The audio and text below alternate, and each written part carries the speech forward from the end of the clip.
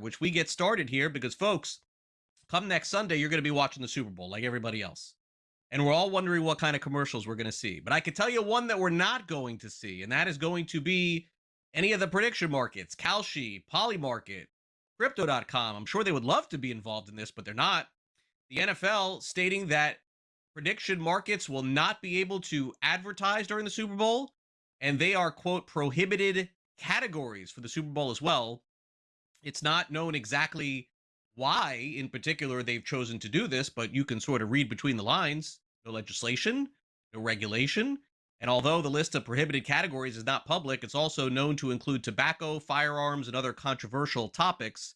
I guess they consider prediction markets as of right now to be one of those. Meanwhile, Drake Maye has been very limited in his practice sessions, although the Super Bowl isn't this Sunday, it's next Sunday. You would think he would be okay. For the first time since the AFC Championship game, Maye weighing in on this nagging right shoulder injury that seems to be causing a stir in Foxborough. Here he is on the latest. Yeah, feeling good. Got out there moving around some good bit today, and I was able to do some of the jog through, so feeling good and looking forward to be ready to go. And this is the game you dream of playing in, so looking forward to getting out there and getting a chance to play in the Super Bowl. Were you limited at all, or do you anticipate being limited moving?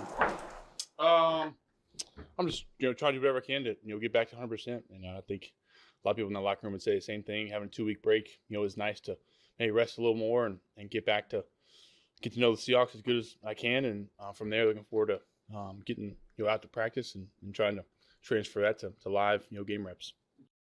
Meanwhile, some teams keeping quiet this offseason in the NFL. No new head coaches to hire. One of those would be the Minnesota Vikings. But general manager Quesi Adolfo-Mensa, in his after-season press conference, was asked about the key decision to allow Sam Darnold to walk from Minnesota to Seattle. And certainly, if you are alluding to some of these comments, without a doubt, it sounds like it kept him up at night. You spend a lot of those nights, obviously, you're up in these decisions and they're uncertain, and you're trying to make sure that you don't lock yourselves into what you did and thinking that it's always right. And so there's those nights that you wake up and stare at the ceiling and ask yourself, but I always go back to the process and what we thought at the time. It's easier to kind of go and be revisionist and results-based, but going to really think through what we had at the time. I still understand why we did what we did. The results maybe didn't play out the way we did. We wanted them to, but ultimately, I think that at the end of the day that we could have executed better in certain places. And I don't want to say it individually in terms of a particular player, but just executing better, knowing what the room was, play style-wise, experience-wise, and just kind of really put together a better combination of people, collective in that group. That's kind of the thing I've probably focused on the most. Right now, we're all focused on the Australian Open final because I don't think that there's any question at this point that thing is going to be probably the most anticipated in years. Novak Djokovic defeated Jannik Sinner in 5 sets to advance to the finals of the Aussie Open earlier today. Sinner was minus 1,400 on the money line, Djokovic plus 800. Imagine that in a one-game scenario. 100 on Jokic returned $800. It's crazy. The match was just over 4 hours. Djokovic is trying to win his 11th Australian Open. So the question is, who's he going to have to run through this weekend? No surprise here, although the match was a classic. Carlos Alcaraz defeated Alexander Zverev in 5 sets to advance to the finals. Alcaraz was a huge favorite. Zverev had won a few times with Alcaraz battling cramps and a leg injury. But as of right now, after the match, Alcaraz said it was one of the most grueling wins in his history. This one was one of the most more demanding matches that I have ever played in my career so far. I think physically we just push each other to the limit today. We push our bodies to the limit, which I think the level of the 5th set was really, really high. So I'm just really happy to get the win. That I came back and I just ran this one in a top position of one of the best matches that I have ever won. Meanwhile, Lindsay Vonn's Olympic status is in doubt. She was airlifted from a downhill race in Switzerland after crashing into a safety net. No word on the severity of the injury. She was expected to participate for the final times in the Winter Olympics next month. Meanwhile, in the National Basketball Association, Minnesota Timberwolves pulled off a rare feat. That's beating the Oklahoma City Thunder, holding them under 115 points as well. Minnesota wins 123 to 111. Anthony Edwards had 26 points. Shai Gilgeous-Alexander had 30. That's 3 straight wins for the Timberwolves. There's no question beating SGA and OKC has to happen on defense, and that's what Chris Finch said happened. Told the guys that's our defense, at its best form. Really good physicality on the ball, set the tone there. Did a good job on point with our coverages and the execution of those things. It's certainly like what we're capable of, and we got to bring that out more, not just wait for, the best team in the league. Early in the game, I thought there was a lot we could control. I thought Edwards got a lot of loose change in the first quarter that got him going. We had some lapses in some of our defensive schemes that got those guys loose for threes. And to their credit, they burned us with the shot making, but there was plenty that I think we could have controlled. Cooper Flagg is just 19 years old. This kid scored 49 points in an NBA game last night. Team lost, by the way. He set the record for the most points scored by a teenager. They lost by 2 to the Hornets, 123 to 121. Man, has this kid been great. He's probably going to win the Rookie of the Year, but Flagg doesn't take any silver linings because they lost the game. Yeah, it was tough. We fight, the whole game. Just play really hard, stick together through a lot of, tough stuff. They went on a lot of runs, and we stuck with it. Gave ourselves a chance to win down the stretch. So it's tough. Obviously you want to come away with a win, but a lot of positives to take away as well. Kyle, what's it like competing against your college roommate in the NBA like this? It's fun. Obviously he's really good. He's the best player on the floor tonight.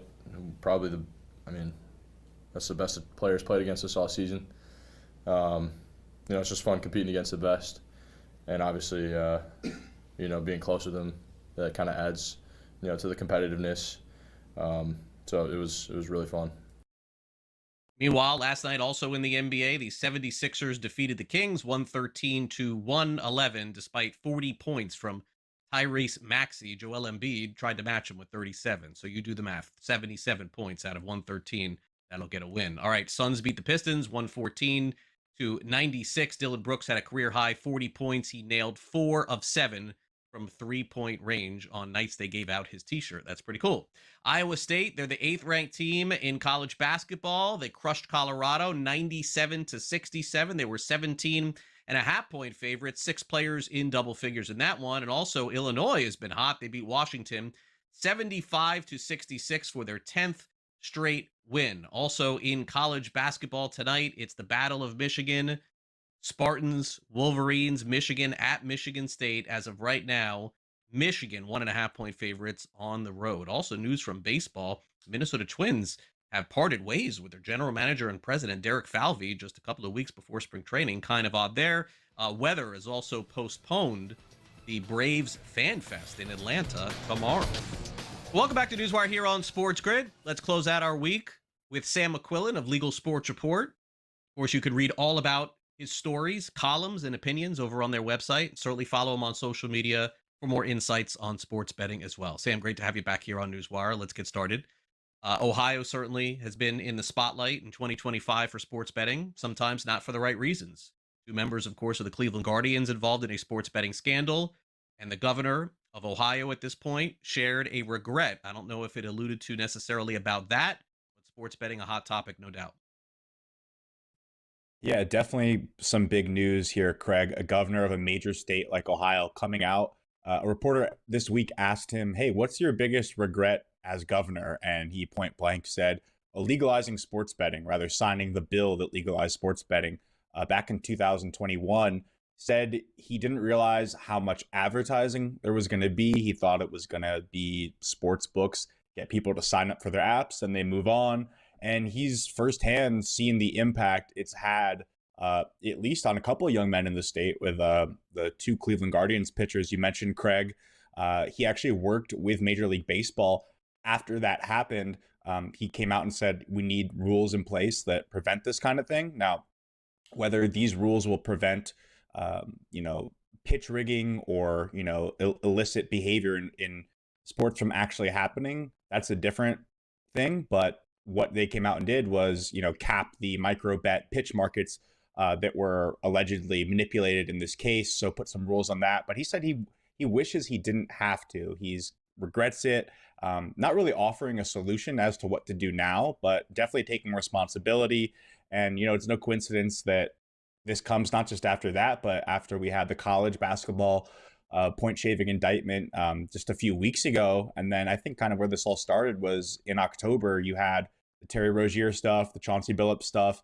Not only did that come out, but the way it came out was so ceremonial, where the FBI had this huge press conference. They called it like the point rigging scandal of our time. It was really done up a lot. And quite frankly, the only thing new that came out of that, we already knew Terry Rozier was under investigation, and the Chauncey Billups stuff was more about poker rigging than it was about, game rigging. But the reaction was, I think now a lot of folks, like governors of states where sports betting is legal, are more kind of hesitant or regretful that they did it. So yeah, it's not great that all this stuff is happening, and we'll see how it gets dealt with. But again, the governor's saying he really regrets it, but we don't know where we go from here, Yeah. whether there's more reform or whether he does something or whether nothing happens. I think that's very likely too. Yeah, I mean, all of these things are definitely in play, and they like the money coming in. It's just when the scandals are associated, then when you hear some of this clapback.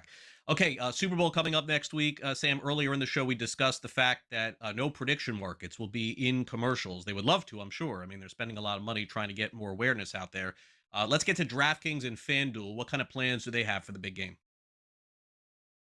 Yeah, DraftKings and FanDuel obviously will be taking parlays in every state they can, but this is also the first year that they'll be doing that on prediction markets. It looks like both these companies launched their own prediction markets in 17 states for DraftKings in December and 18 states for FanDuel. The sports prediction markets, in key states like California and Texas, where they don't have the sports betting options. So they have this product. They filed their exchange partner this week, CME Group, filed to start offering these parlays or combos, as they've been dubbed by Kalshi and Crypto.com, which already have same game parlays and parlay options on their platforms. Looks like the Super Bowl is the best timing for DraftKings and FanDuel to do that. And that's really important because it gets these really, really popular bets, these bets that you could argue are the reason that FanDuel is profitable now. Same game parlays really are the reason that the company is now making money and not wasting money like it was for years and every other company copied.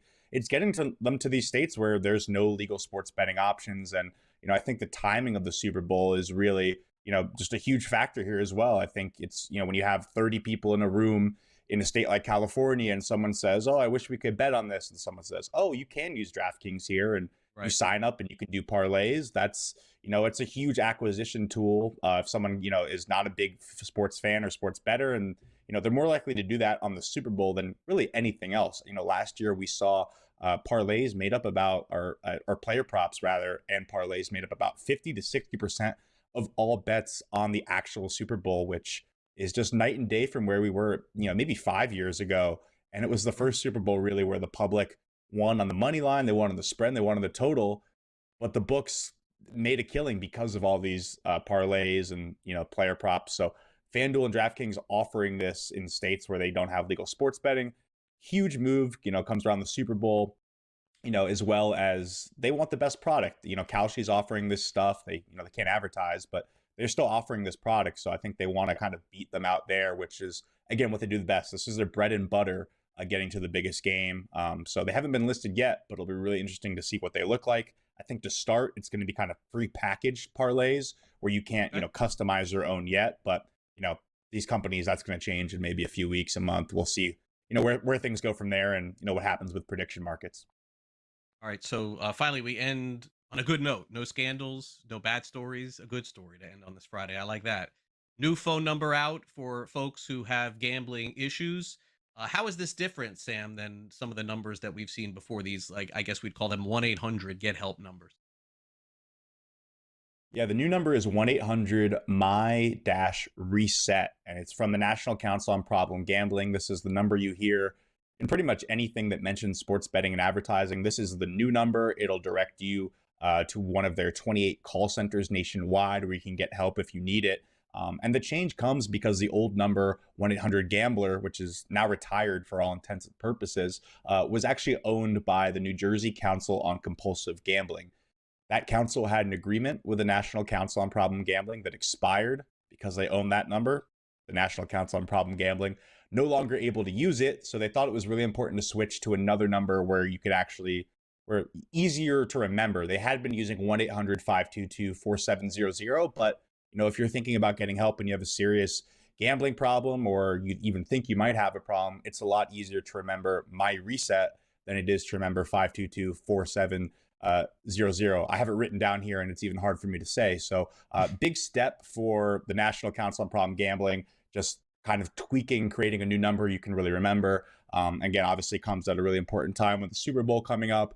We love to have fun with sports betting and talk about sports through this lens and all the fun things that are going on. But it is also really important to remember that we need to make sure help is out there for people who need it, that the resources are available, and that we talk about it when these, kind of things happen. So would encourage anyone who does have a problem or think they have a problem to call 1-800-MAYE-RESET. Again, that's the new number replacing the gambling number, which was changed because of just kind of business political reasons. So yeah, that's the new number. Yeah, understood. Sam, before we go, we're going to talk, I know, next week about the upcoming Super Bowl. And, certainly, I guess that this kind of pertains to that. Do you anticipate some of these 1-800 numbers, or maybe even, responsible gaming ads airing during the Super Bowl? Because with more money being bet than ever before on the Super Bowl, I would see this as an opportunity to also promote the fact that you should do this the right way. Yeah, 100%. I would not be surprised if we saw the National Council on Problem Gambling doing that, especially not just because it's a good thing, but because the NFL is very conscious that the sentiment around sports betting is not so great right now. So I think anything that can be done that can be seen as the NFL trying to, do that in that favor, I think that'll definitely happen. And as well as you'll see the sports betting commercials, they have to rattle off the names after they have the actual commercials. So you definitely see some, but wouldn't be surprised if you see a big one. Great stuff as always, Sam. Thanks for coming on Newswire. Really appreciate it. Yeah, thanks you too, Craig. Have a good weekend.